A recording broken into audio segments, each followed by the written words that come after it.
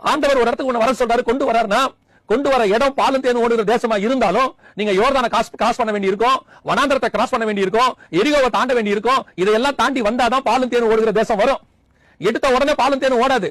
அந்த பாலும் தேனும் ஓடுகிற இடம் வருகிற வரைக்கும் உனக்கு தேவையான மன்னாவை அவர் கொடுப்பார். உனக்கு தேவையான கண்மலை தண்ணீர் வரும்.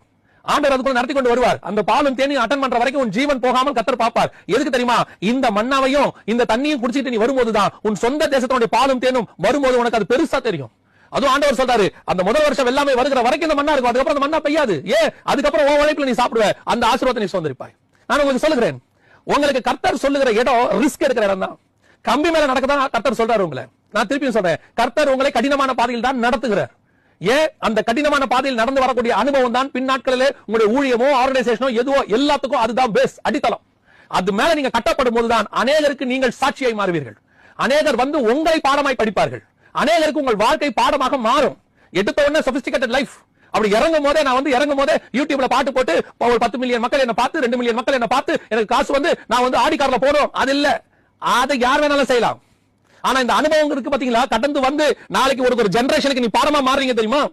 நீங்க எந்த பாடமா மாறீங்கன்றத முக்கியம். ஒரு ஜெனரேஷனுக்கு நீங்கள் விசுவாசத்தை சொல்லிக் கொடுக்க போறீங்களா, இல்லன்னா ஒரு ஜெனரேஷனுக்கு சம்பாதிப்பது எப்படின்னு சொல்லிக் கொடுக்க போறீங்களா?